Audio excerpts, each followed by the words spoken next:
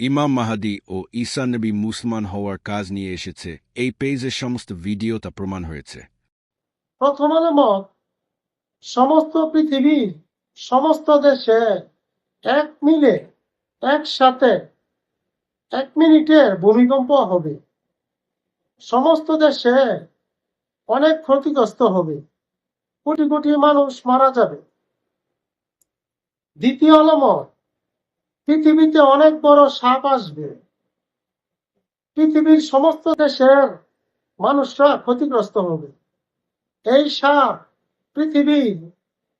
সাপ গুণাগার মানুষদেরকে খাবে। তৃতীয় আলামত পৃথিবীতে অনেক বড় পাখি আসবে। এই পাখি পৃথিবীর সমস্ত দেশের গুণাগার মানুষদেরকে খাবে। চতুর্থ আলামত আসমান থেকে